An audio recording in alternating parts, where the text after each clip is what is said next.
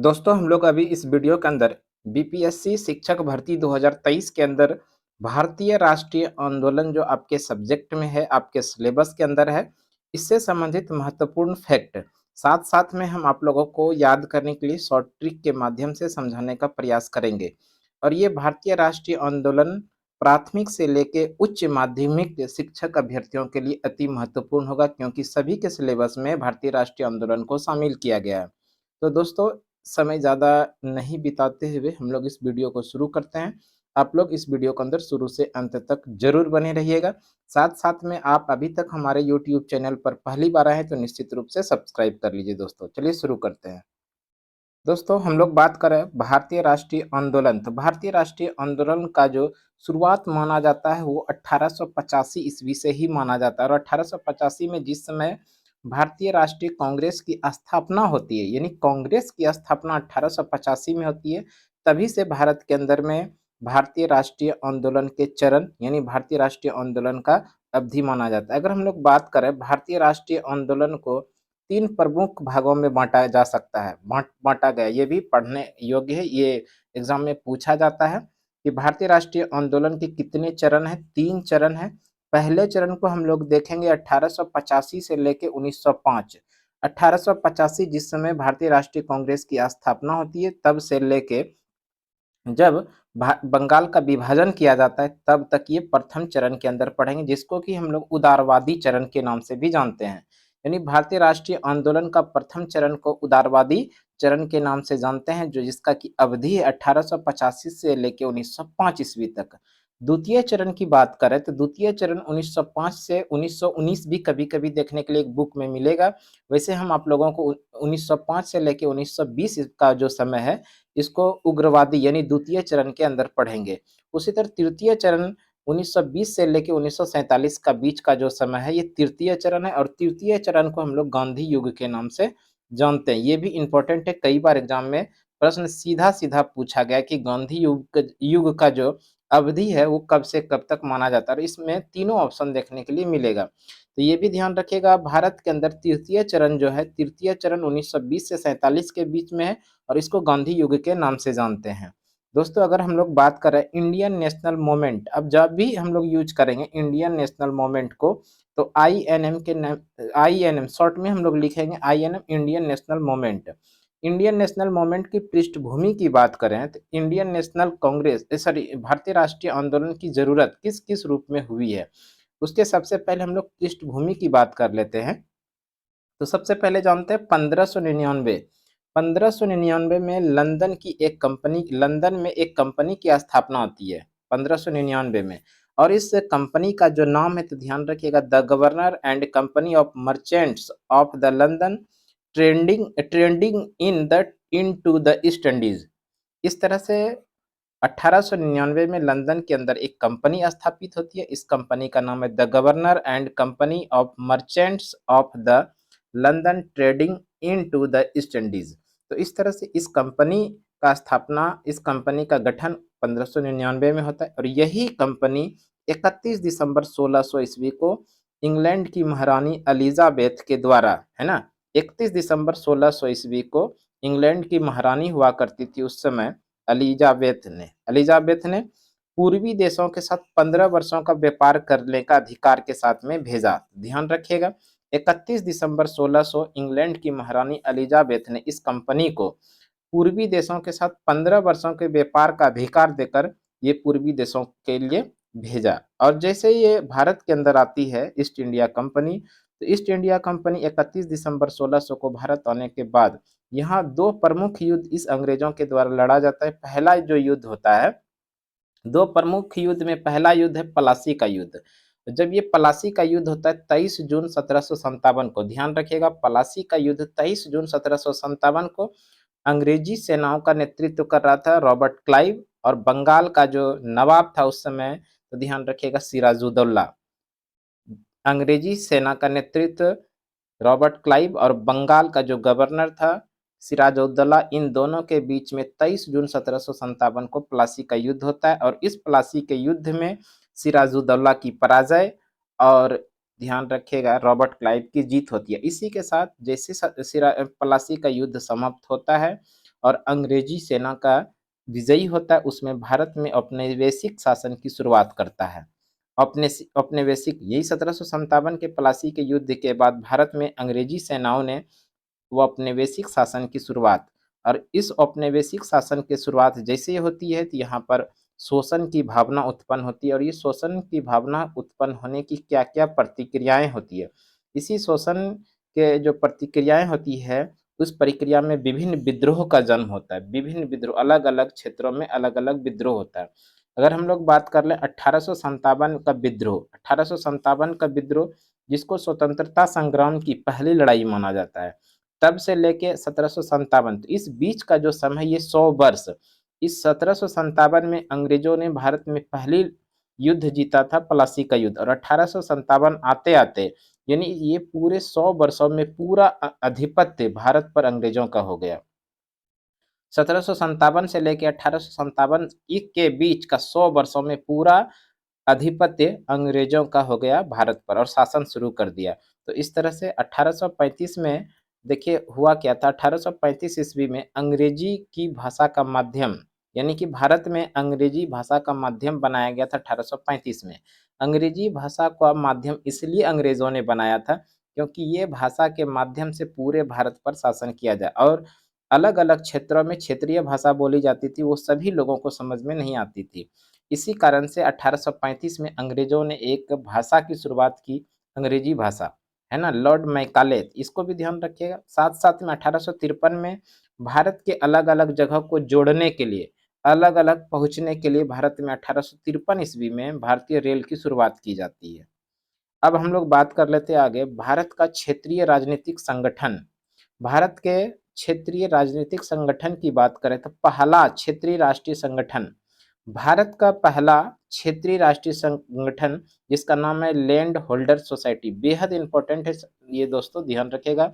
Land holders society Bharat का पहला भारत का पहला क्षेत्रीय राजनीतिक संगठन। इसी का दूसरा नाम है जमींदारी संगठन भी, जिसका गठन की 1838 ईस्वी में लैंड होल्डर सोसाइटी के नाम से हुआ था। इसके संस्थापक थे द्वारका नाथ टैगोर। तो ध्यान रखिएगा भारत में पहला क्षेत्रीय संगठन की स्थापना 1838 में लैंड होल्डर्स सोसाइटी के नाम से बनाया गया था, और इसके संस्थापक जो थे द्वारका नाथ टैगोर थे।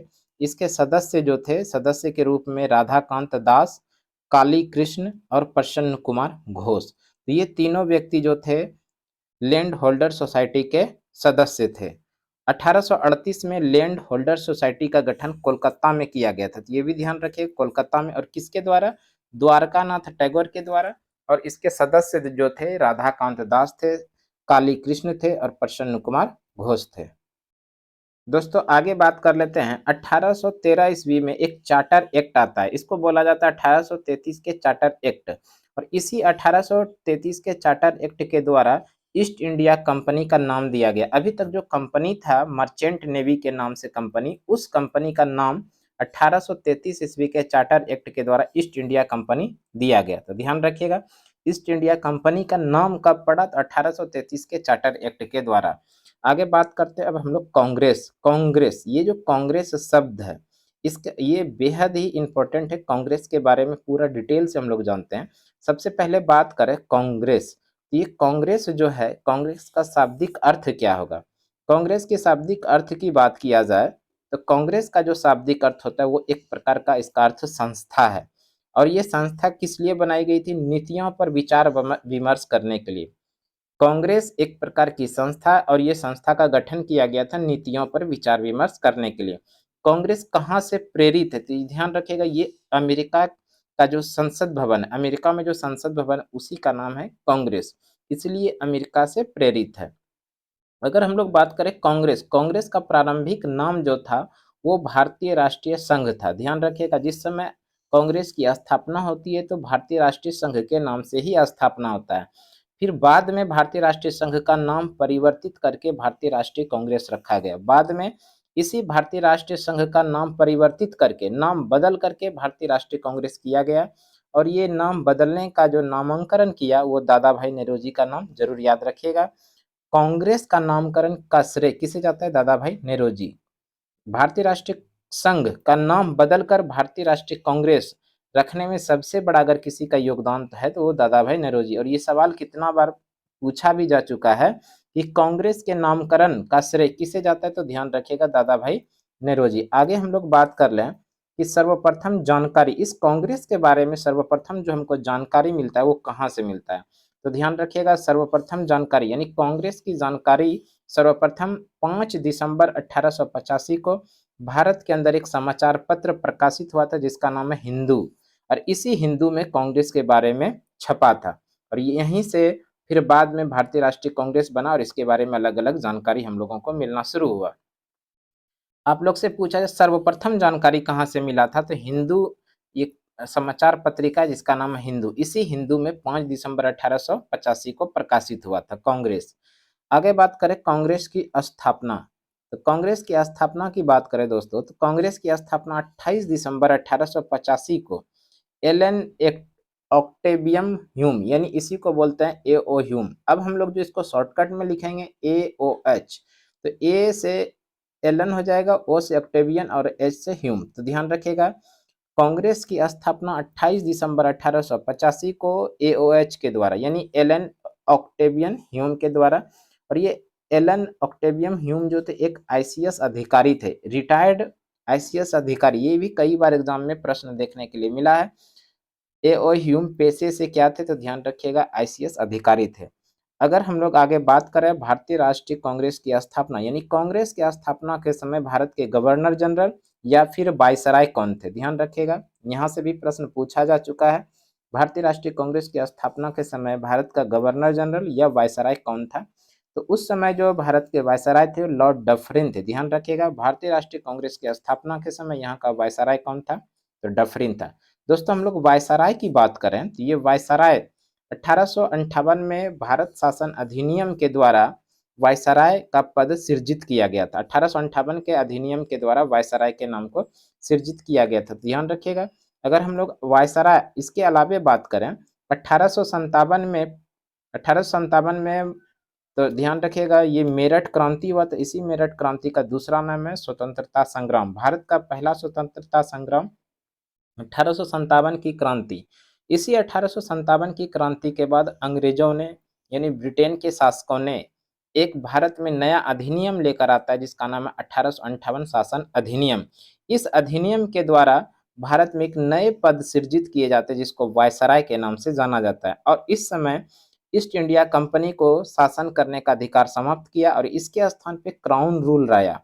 तो ध्यान रखिए ईस्ट इंडिया कंपनी का शासन को कब समाप्त किया, 1858 के शासन अधिनियम के द्वारा, और इसके स्थान पे क्राउन रूल लेकर आया ये कब, 1858 ईस्वी के अधिनियम के द्वारा। साथ साथ में वायसराय का पद सृजित किया और भारत का जो अभी तक गवर्नर जनरल हुआ करते थे इस गवर्नर जनरल के स्थान पर नया पद लाया भारत का वायसराय। आगे बात करें जिस समय भारतीय राष्ट्रीय कांग्रेस की स्थापना हो रही थी उस समय इंग्लैंड के प्रधानमंत्री कौन थे, तो ध्यान रखिएगा ग्लैड स्टोन थे प्रधानमंत्री इंग्लैंड के। और ग्लैड स्टोन एक उदारवादी दल के संगठन के सदस्य थे, इसी का दूसरा नाम है लिबरल पार्टी। ये भी कई बार एग्जाम में पूछा जा चुका है। 1885 में इंग्लैंड के प्रधानमंत्री इंग्लैड स्टोन का संबंध किस पार्टी से, तो लिबरल पार्टी से है। आगे बात करें भारत के सचिव का पद भी 1858 के शासन अधिनियम के द्वारा लाया गया। तो इस तरह से भारत के पहले सचिव बने, भारत सचिव बने थे एडवर्ड स्टेनले बने थे, ध्यान रखिएगा एडवर्ड स्टेनले भारत के पहले भारत सचिव बने थे।